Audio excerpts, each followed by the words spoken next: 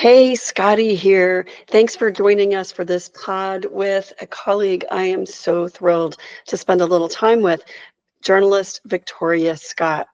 As we turn the corner on Pride Month, because it ends with June, the end of June, although we maintain our pride and our respect and love for our LGBTQ colleagues all year long, I wanted to bring this conversation to you, talking about authenticity, the search for self, and how we find not only happiness in that journey, but also the ability to find the work that is most fulfilling and that we really love, to be able to do that thing that we've always wanted to do as a child, then as an adult, and for our lives. You know, they say if you really love what you do, you never really go to work. And I think there is a lot of truth to that. But the more important thing is that no one should ever be prevented from working over something that has nothing to do with work. And that is a truism that impacts so many of us in this world, especially today with all of the added scrutiny.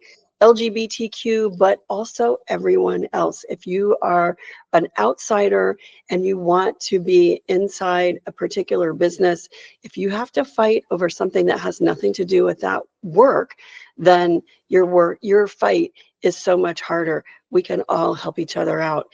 And that's what I'm excited to learn from Victoria, as well as her take on style, design, cars, and a surprising moment that she shared with a bunch of colleagues and people in her community that also surprised me and gave me a few chills. All right, here's our conversation with Victoria Scott.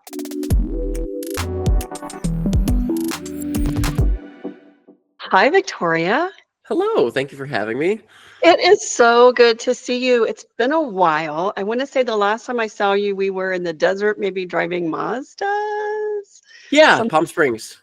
Yeah, which Last was summer. fun, but that was way too long ago. I miss seeing you. I miss seeing you and your incredible style. So you guys can't really see, but when you run into Victoria in public, she is always dressed to the nines with really incredible vintage pieces. I really love your vintage style, and I will tell you, that's something I cannot do. I can never pull off vintage. I admire anyone who can. But Victoria Scott is an automotive journalist. She is a voice. She is a force of nature. She is someone who I've admired and respected for quite some time. I want to say I first started reading you at Jalopnik back in the day. So this was probably before the pandemic. My first Jalopnik assignments were like the week that GM started making ventilators. That's a moment in time, yeah. And so you've been an automotive journalist. You also worked for NASA? Before I was an auto writer, I was a software engineer, and I worked at Johnson Space Center in Houston. So give us a little thumbnail sketch on the background. Where'd you go to college, and how did you get interested in engineering? Oh, I went to Kent State, near where I grew up in Cleveland. And I went for software engineering because my parents were like, you need to get a career. You need to have a stable career that will make you a bunch of money. We had kind of gone through the ringer with 2008, and my mom, I think, wanted to make sure that her kids had like more stability. So my brother and I both got computer science degrees. It was kind of like just what seemed accessible for me to pursue. I wasn't bad at it. I was familiar with computers.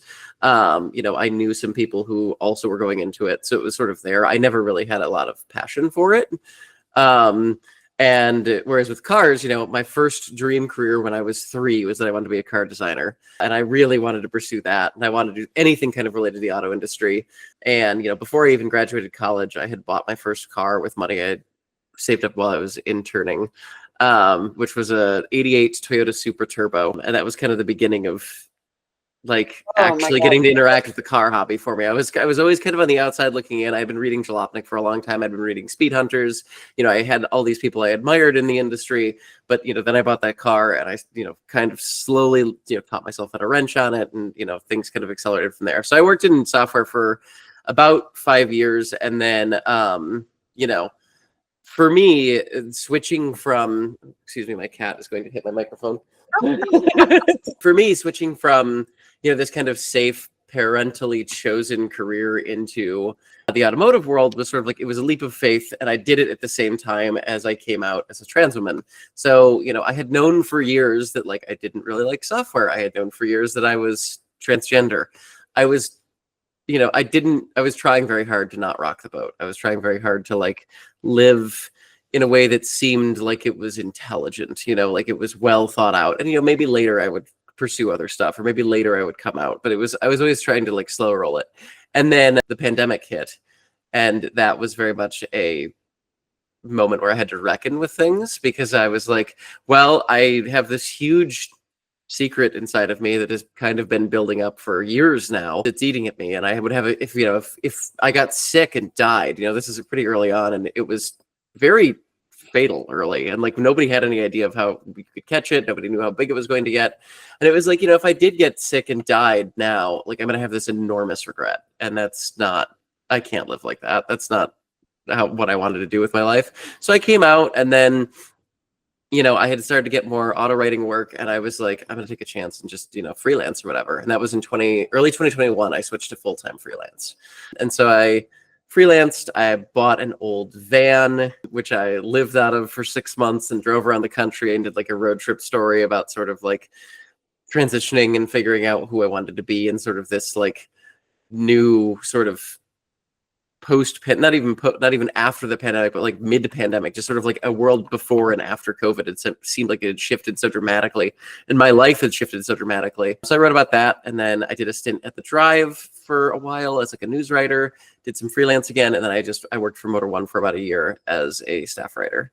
And then I am freelancing-ish again. I'm working mostly on, kind of books and stuff right now, but that's I guess the Cliff's Notes of my career, and how it interfaced with my identity. I'm going to say you gave me chills with the Toyota Supra, Celica Supra. Yeah, Supra. Oh my God. That was my dream car. Oh, it was yeah. a Celica Supra before that. Yeah, I had third gen, so it was the first year where they had split the Celica and Supra into two separate models. It was a turbo Targa manual. Like, I bought it for under $3,000 because they used to be worthless, and it was awful. Like, it broke all the time. Like, I absolutely loved it, and it was a terrible car. Do you know what I mean? Yep. Everybody's had one of those. I loved it. It was a terrible car. Yeah. What it taught me was all I wanted was a Honda Civic, because they don't break down. But the Toyota Celica Supra was my dream car for so long, but I couldn't afford it, so I ended up getting a Subaru GL. Oh yeah. That was not a great car either, by the way. Yeah, it no. Didn't. I probably drove about 40,000 miles, and then it just literally died. Yeah. I had to have it towed to a junkyard.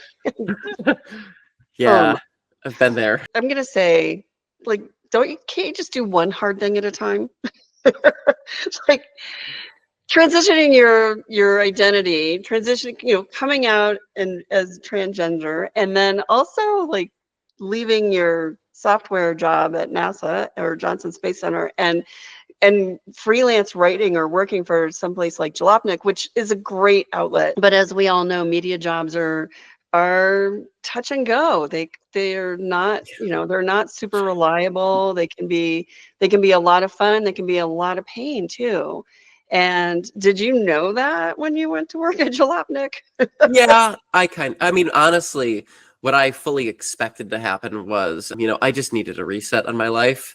And the van series, I was doing some freelance in Jalopnik. I was doing some freelance for the Drive. I had a couple other places I was working with, and it was enough to kind of, I wasn't renting anywhere anymore. I basically put all my stuff into a storage unit and was just living out of the van. And it was, I was making enough money to buy gas. Diesel was cheap that summer. And I was like, I had enough money for gas and food. I had a ton of friends around the country that I knew from the internet. I kind of wanted to explore more. So my plan was, if I wrote enough to just kind of pay for the trip, I was going to go basically look at it as a hiatus and go back to software when the trip ended. That was kind of my expectation. And then it just sort of, I got more work than I expected, and it wasn't like enough. It wasn't as much to like make as much as I did when in software, but it was enough for me to be happy and comfortable, and I liked what I was doing. And then, full-time freelance, and since then, it definitely has gotten harder. 2021 was weird because everybody had kind of saved their budget for all of 2020 because there were no events. There was no, like, people weren't traveling. There were no new car launches. So everybody had a lot of freelance money and they were all pretty excited to get going. And so it was really a very unique moment for me to actually get my career rolling. And then, yeah, I just kind of took off and I didn't want to leave it. Now, at this point, now, even if I wanted to go back to tech, like, tech is also kind of a mess. You know, the same disruptive forces that have kind of been hitting writing are now striking tech. And so, you know. So I'm gonna say, you know, you might want to revisit that at some point. Tech needs people like you and me, who, you know, because the culture has become very entrenched, and we've been able to shake things up in the automotive content world. So why don't you tell me, what was it like going into not only places like Balopnik and the Drive and pitching yourself, your talent and your stories, but also going to these events with manufacturers? I can tell you, walking into a room full of men, especially men I don't know, at an event where I know how, now I have to pay attention, I've got to say hello to people, I've got to meet people, and I have to drive, and I have to sometimes do things kind of like drive up a hill in a four-wheel drive. I've never done this before, and pay attention to experts who are there on the trail helping you, right? Like, all of that is so daunting when that's not what you do and you're not like everybody else. And I can only imagine that must have been, was that more daunting for you than it would have been for me, I guess is my question. I think honestly, like, early on, there were so few like openly out trans people in the industry. And also it wasn't, you know, if you look at kind of the history of how my body has been politicized, you know, my people's sort of struggle has been politicized in this country, like 2021, it wasn't as bad. You know, it really didn't start picking up again like until the 22 midterms. And that's really like in my day-to-day life, things started getting harder from like a transphobia perspective. A lot of it beforehand was kind of sexism, but also for me, the hardest part to navigate was just, you know, a very different environment than I was used to. The first drive I ever did was Infiniti QX60, which was a big launch for them. And it was like at this very fancy hotel in Napa. And, you know, they had a press junket, and it was a nice press junket. And that was kind of a lot for me to handle early on. I think socially, once I could kind of show people that I was like, you know, I come from like, you know, I was working on cars since I was 20 and I was off-roading all summer. And so like that kind of stuff actually didn't intimidate me as much. A lot of it was more just kind of like navigating this social space that I wasn't familiar with the customs of, because, you know, in software, it's not a very, at least in the jobs I had, there was a little bit of collaboration, but it was not the same kind of like you meet all these people and you know, become a public figure. That was also hard for me to navigate. But really, it didn't start getting harder, and my identity didn't become more of a concern until a few years later, because then you start seeing states do, you know, try to run bathroom bans and stuff. Like I went to Daytona in 22, and I probably won't ever go back there, at least as long as there's a Republican running the state, because it's, you know, not really legally safe for me to do so. I mean, I could, and it might be okay. And there's certainly trans people who still live there who make it work, but I'm going to say I've been to Daytona not for automotive things, and the people who are, I guess, vacationing there made me feel very uncomfortable, not safe. yeah. So, but I mean, in a very, and it's probably actually not fair for me to say that, but you know, but you do have to watch out for your safety all the time.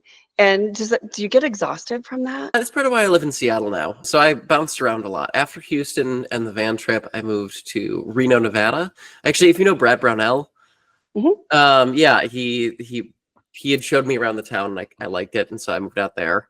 And he ended up moving away actually like right before I got there, which is kind of a bummer. But you know, that was rough, because that's like it's a city that's turning red, and it was kind of like forefront of sort of culture war stuff as more conservatives moved to it. And you know, I dealt with a lot of, you know, on the street harassment and stuff.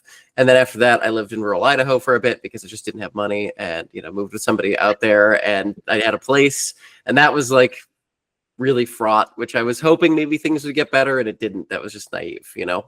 I thought maybe it would be fine, and it wasn't. So now I live in Seattle, and I live in kind of the middle of the neighborhood, and it's great. I do feel like my day-to-day concern is lower than it's ever been, which is nice because it's a continual tax on your psyche to feel like, at any point, somebody might beat you up and the cops are going to side with the person who's beating you up, because that's like a dynamic I have seen in a lot of red states, and it's much less the case here. So Yeah.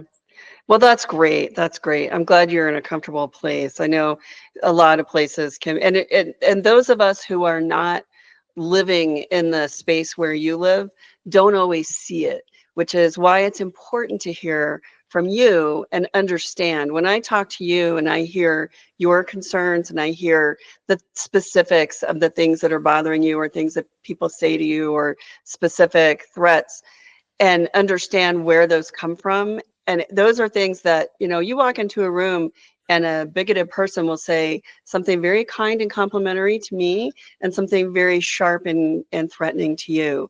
And so I don't see it. And yeah, I think that's one of the issues that we have in our world. And as a human, I just want everybody deserves to be loved. Everybody deserves love. Everybody deserves the right to work. Everybody deserves the right to live.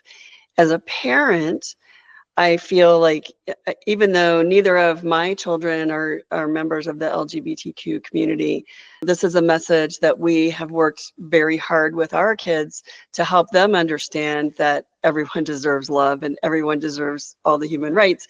And so they do have friends who are LGBTQ, and I'm so happy for them. And it makes me feel proud to oh see yeah, their response and to see them be good humans. And I empathize for parents who have to walk that road with their children, yeah. because that's a tough one. And I hope that you're getting the support outside of your community, but from friends and family and colleagues that you deserve, because you do deserve it all. Oh yeah, no, I mean, that's the other thing that's nice about Seattle is like there's a huge trans and like queer community here, and also because there are so many of us and we're kind of out, it's become more normalized. And so I think, in a lot of places, even early on, I might go somewhere people might notice and they'd be like, wow, that is unusual. And in Seattle, it is usual, which is nice.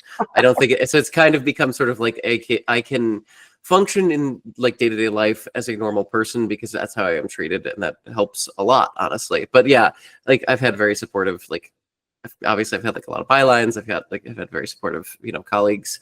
I've got my wonderful wife. My family is very conservative, so that's been an unfortunate sore spot, but everything else has been really good. Well, we do all have our battles somewhere along the lines, Yeah. right? Yeah. So speaking of some amazing bylines, tell us about the byline on the book right behind you. Oh, I'm glad I got this here. Yeah, this is my most recent book, We Deserve This. It was published last year by Carrera Books. I think Ryan. Yeah, so we put this out almost exactly a year ago. So we're doing actually an anniversary sale right now, but it's called We Deserve This, a Transfeminine Automotive Lookbook. And it is 21 photo shoots in 5 states, I can't remember, in a bunch of different cities with a variety of trans women and their cool cars. So, in the style of basically sort of glossy fashion mag. The idea behind it was multifold, but the base sort of motivation was the title is We Deserve This. I hadn't seen a lot of super uplifting, sort of empowering, style forward publications for trans. There are certainly some, but a lot of the media that gets created about us tends to be either clinical, in which it discusses like transition as a medical sort of set of diagnoses, or it's very like sad. It's basically it's just look at how terrible these poor wretched people's lives are, which really isn't my experience. Or it's sexualized for an audience that isn't us. It's we're objects to be consumed by a predominantly male audience or whatever. And so I was like, I want to do something that's mostly for us. And the idea behind it for me was just I like cars. I've always used them for self-expression. When I first started coming out, when I first really started, like, in trans parlance, cracking my egg and discovering that, I am really trans, it was shortly after I got that Supra, and I started modifying it. And, I had kind of previously seen myself as a custodian for objects for other people, and that kind of modifying my car and then being like, oh, what if I like styled myself like this to match with it, was a huge step forward for me to realize that I didn't have to just take care of things, whether it was my car or my body, to please other people's standards. I could actually like do what I wanted with them. And so it was crucial for me to understand like bodily autonomy through modifying my car, as silly as that sounds to say out loud. But it was a really big deal for me, because I just didn't have any of the language around it. Growing up, I was a conservative, altar boy, extremely religious household. And so the idea of this was just completely foreign. So, that was a big stepping stone for me. That, I was like, I could do like an automotive theme. I knew a bunch of people that had cool cars. I could get access to cool cars. And so I basically would just go to these models and I'd be like, hey, dress in your favorite kind of fashion and either bring a car or I'll find you a car that matches all of it. And so we did like 20 shoots like that. So it's just a bunch of, we have everything from like an E-Type to a Crosstrek to a BAC Mono R, Chevy Colorado Trail Boss. Like every potential sort of automotive genre is sort of matched to a fashion and a woman that wanted that specifically. So that was, yeah, it took me a while. It was fun. I love that you took the perspective of lookbook. Just here is a book of looks. And that's such a fashion industry basic, right? That's how they put their collections together for people to look at, and they call it a lookbook.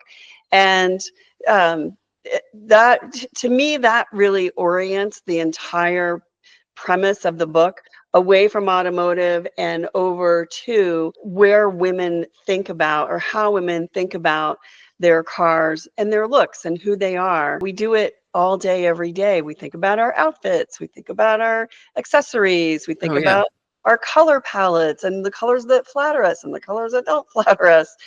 And that's something that we don't really think about when it comes to a car. That we kind of think about, what do I need? Oh, I need all-wheel drive and I need seating for 6 people.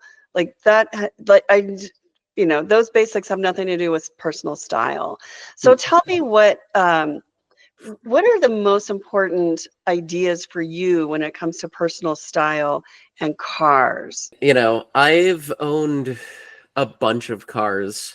And for me, it was always kind of like a fit for purpose sort of thing, right? Like I wear a lot of different styles. I don't have what I would describe as like any single individual style. I have done a lot of looks, but the crucial bit for me, and I think the thing that allows me to wear it confidently, is to commit to it, right? Like I don't wear a lot of conservative clothing. I will wear, floor length dresses or whatever. And so it's not a matter of like cut. It's not like it's just risque, but it is like, if I am going to dress in a specific style, I am going to go all out. Like you've seen me at press dinners and stuff. If I'm going to do a retro look, I'm going to do a retro look. If I'm going to do, something like, I've done 60s air stewardess kind of like inspired looks. And I'm trying to like fully commit myself to that sort of vibe I want in my clothing. And I think that's kind of what I've done with the cars I've had too. When I had my van, I, kitted it out to live out of, and I had a 2-inch lift on it, and I had all terrains, and it was like, I beat the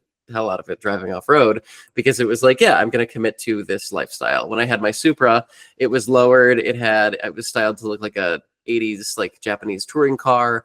I had a gutted interior. I had a straight pipe. I had as much chassis stiffening as I could throw at it, because I wanted to be good at drifting. So, I've always kind of, whatever the intent of the car is, that's usually what I lean towards. And if you look at like the cars I've reviewed, my favorite ones are usually like I love a Wrangler, right? And I specifically love like a 2-door Wrangler. I love the Rubicon, because it's like it tosses out all the notions of like this needs to be an all-purpose SUV. It's like, no, this is for looking good in, this is for having fun in, this is for going off-roading, we're going to make it into a convertible, all that kind of stuff. So like, I think it's those cars that feel like they aim very hard for an intended purpose, and they do it very well. Kind of cars that do everything sort of sort of half-heartedly, I think I'm less into usually. Passion. I feel like passion to me is the single word in automotive that really draws me to a particular car and makes Yeah. me look at its style and think, ooh, I know how to dress for that. Or I'm challenged to think about how to dress for that. And it's the ones that are more, as you said, like sort of half baked in terms of, well, there's a lot of gray and black and silver, and they only have one interior. It's black. You can't really see any detail. If they did anything smart in the interior design, you won't see it because it's all black. Yeah. Those are the ones that like just leave me feeling very flat. But the ones that have an interesting color. I was in an Acura Acura ADX the other day, Mm-hmm. and they have this new interior called Orchid, which is sort of it's like a creamy beige with these bright blue accents, Oh, cool. bright blue suede accents, almost like a Rolls Royce or a Bentley, where they'll like outline certain portions of the seats and the Yeah. dash with this blue color. And it was, I'm gonna say, like, I don't think that blue was like too jarring for me. I didn't love it, but I loved that they did it. Yeah. I loved that they did it, that they didn't just show it with black or red, because it's a sports SUV. It's a compact SUV, but it's a little sporty. Yeah. And I was so thrilled that they didn't just do red and black, which is Yeah. often what they do, especially for these sort of entry level to the brand models. And so I give them a lot of credit for that. I thought that was pretty bold, and I love seeing that. If you could nail down your perfect style sensibility, like what would be the car that you're drawn to every time in terms of style? Like, I'll give you an example. For me, it's always interior color and exterior silhouette. And if the silhouette is good, and there's an interior color option that's good, I'm just in love. Like, I could just drive that car for the rest of my life. But Yeah. other things are less important to me. I think for me, one of the big draws is the cluster, actually, like the gauge cluster. Uh-huh. One of my favorite cars is the Lancia Delta Integrale. So this is like a 90s, Group A rally car. And one of the things that draws me into it so much is that when you sit in the cockpit, it's got a huge array of analog gauges that are all yellow face. So they've got yellow needles, they've got yellow writing on them, they've got flashing lights for overboost, and it's very much like you've got speed and tack front and center, and then kind of an array sort of around it. And it's very easy to read, but it also feels cool. Like, it appeals to my sensibility as far as like aesthetically what I would look for if I was driving a sports car or something. And that's it feels like it rises to its like rally heritage. I feel like I drive a lot of stuff lately where, because you can customize all the screens, you can do whatever, it doesn't actually commit to anything in them. And so I always feel like you hop out of one car, you get into the next, and it's like, okay, it's another digital screen.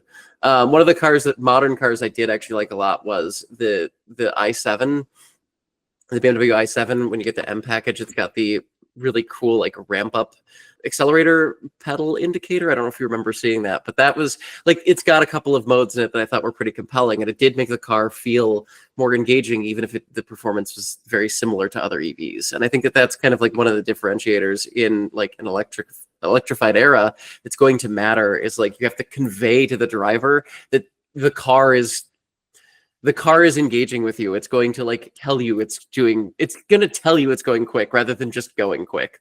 So I think that's a big one for me. And then, yeah, I suppose like silhouette is a good way to put it. Just like, is it stylistically interesting? When I get out of it, do I feel like the car has elevated me, or do I feel like I'm just kind of getting out of a car?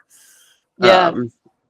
I feel like when I walk up to it, when I see it kind of across the parking lot or in my driveway or in my garage, when I see those certain angles or certain lines, and it's the roof line. Is the roof line the right proportion for the car, and does it feel good? And the fenders and I don't know, just like all the different angles, and then overall just really seeing like kind of a side view from a distance. I feel like either it's like or it's Yeah. And Yeah. it has to be that second one. If it doesn't just strike me as like, oh, I need to, I'm just so happy to see that car. Yeah. Uh, then I don't want to see it at all. Then I'm Yeah. like, I can be without Yeah, it. well, and I think we are kind of moving into an interesting era for design because, like, I don't know, I had an EV9 last year, and I'm not usually a big three-row SUV enjoyer. That's not generally what I kind of like review more of, unless it's like an off-road heavy feature. But I loved it. I thought it looked interesting. It had an interesting paint finish. It had interesting wheels. The interior is like uncluttered and enjoyable to use. It's not just no buttons. And I was, looking at it, parking it next to, we did a photo shoot with it at an abandoned nuclear power plant out in Satsop. It was really cool. But it felt like it actually fit that environment. It felt like it was actually interesting enough that I wasn't just parking an SUV in front of a cool building and saying this is a cool picture. It felt like it was forward looking enough in design that I could say this feels like it actually enhances the overall image rather than being like pictures I'm doing for my work, which was that was cool. It was a level of committal to a design language that I really enjoyed. So it doesn't necessarily have to just be like swooping sports coupes, even for me, even though that's what I mostly like. We've talked about this before at length, how much I like sports coupes. Which, by the way, I'm going to say like the really beautiful SUV is that's where my heart is. And Yeah. I like a sportback. Honestly, that's where I look at it, like a really beautiful sportback. I feel like the Audi sportbacks, their Mhm. SUVs, like the Q6 sportback and the Q5 sportback, I think they did. Yeah. I just love that. And I also like the Q8 has kind of a nice sportback-ish look to it. But I feel like they do a really nice job with their sportbacks. Those are really beautiful. But the new Genesis GV80 coupe, Yeah. is like, that is just a beautiful car. Beautiful, beautiful car. But it needs to be done in the right color and it needs to be done in the right interior. Otherwise, it's like you're halfway there. Like, Yeah. okay, great color. Please don't, or it's a great car, beautiful design. Please don't paint it silver. Yeah. That's what Yeah. I feel like. But so let's talk about where your sensibility for design, that design passion, where does that come from? And the reason I'm asking is that, as you have been on your journey, so you've had this interesting blend of taking a more male perspective and now having a more female perspective on these things. And often where these things, where they come to us in importance in our lives, are we share them. I mean, there are a lot of things that I love about cars that a lot of men like too, and there's a lot of things that that are more masculine that women love as well. So I don't necessarily think of these things as male and female, although I do think certain things appeal more to men and more to women. So talk about where where is it that your affinity for design comes from, and how does it bridge your personal look? That's a good question. I think for me, a lot of it is, I spent still at this point the majority of my life kind of repressing who I was to a degree, and that means that you kind of just sort of, for me, it was sort of echoing what I saw around me and just sort of blending into the crowd. I was explicitly not trying to be myself because society, my parents, my upbringing was telling me that it was explicitly not okay. And there's still that narrative. I mean, if you look at like trans people over the past year, like there is still a narrative of like you shouldn't do this or whatever, and it's wrong, but it takes some work to overcome. And so I think for me, a lot of it just comes from, one, I like art. I've been drawing since I was a child. I've been doing photography since I was 14. The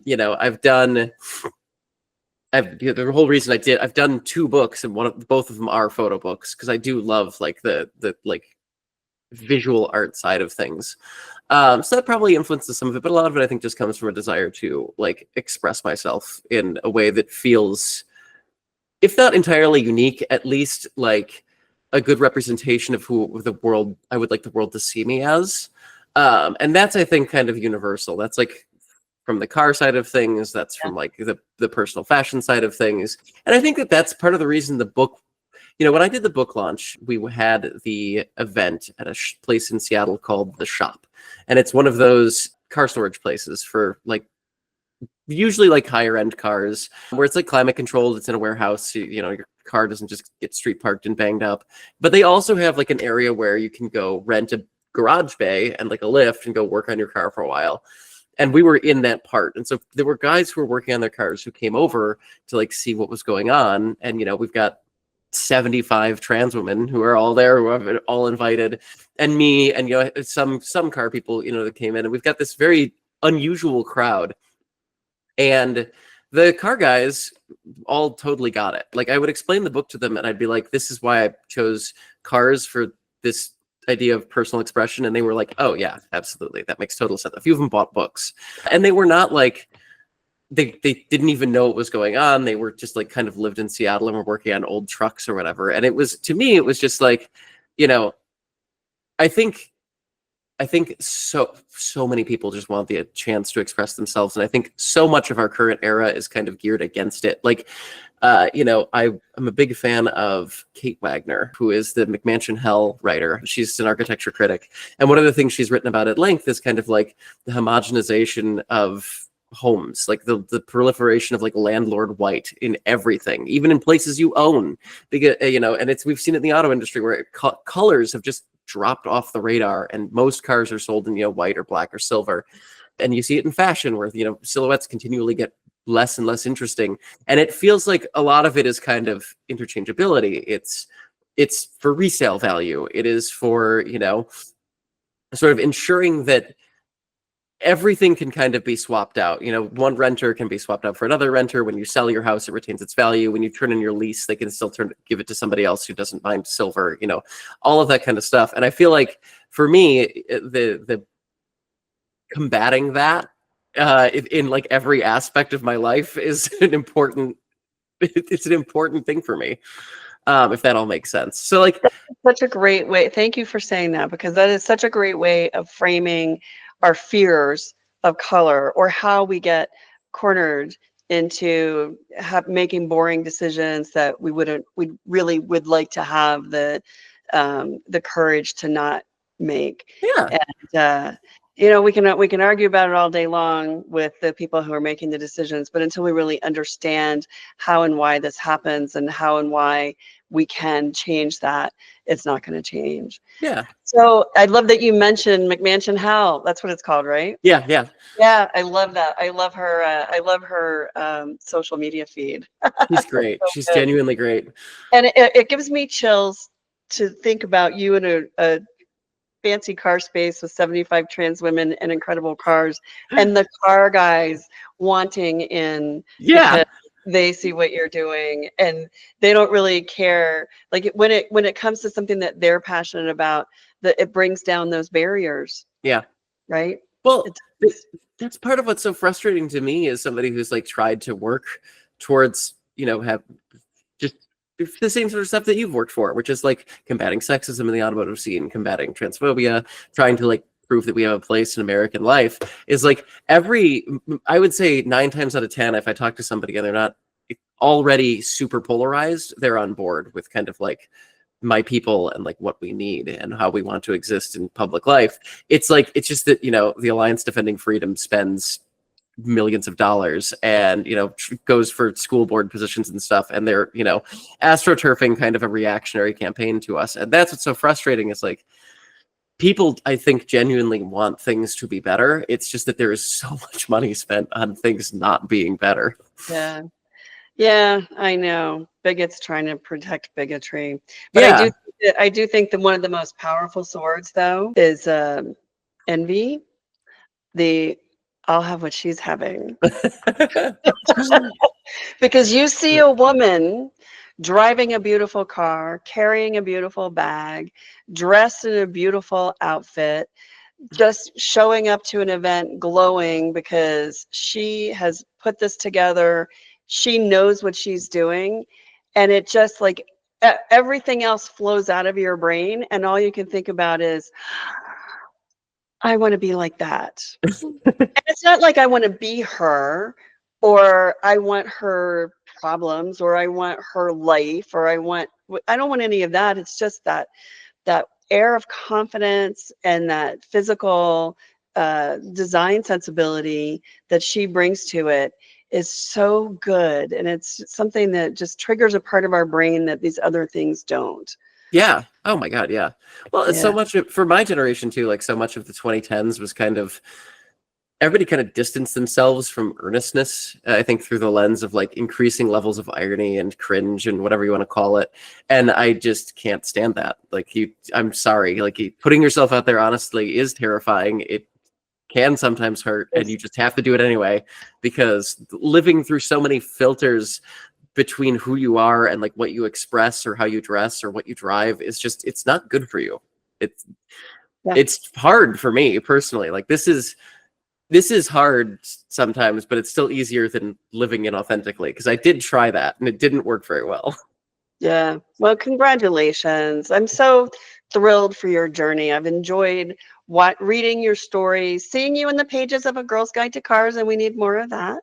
And having you in our world and in my life. So where are we going to find you on social media? I'm victoriascott.bsky.social, and that's Blue Sky, and that's really all I use. Instagram I just was really tired of, and I left Twitter because like I don't need to be over there. We call it the Nazi porn bar. Yeah, pretty much. It's genuinely pretty bad. But yeah, I'm mostly use Blue Sky. I've got my personal website, which is vantimevictoria.com. Vantime Victoria, okay. And my book is. Where can we find your book? It's available at Career Books, where we have the sale. You can order it on Amazon. There's also, we're getting it into some more local bookstores here in Seattle. Elliott Bay, which is like the biggest, independent bookstore in the U.S., does carry it. So you can walk in and go buy it off a shelf there if you'd like. Other places, it's a little more scattered. We're still working on getting it, everywhere. But awesome. Well, congratulations on your book. I know what a big accomplishment at books, I should say. And thanks, Bert. I think Bert's giving us the hook here, Victoria. Thank you so much for being with us this week. Yeah, thank you so much for having me on.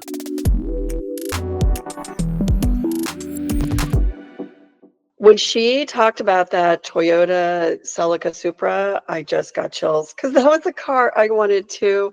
And I totally get where she comes from as a car person and where I come from as the other kind of car person. She loves the vintage, and her eye for design, her eye for style is so important and so sharp.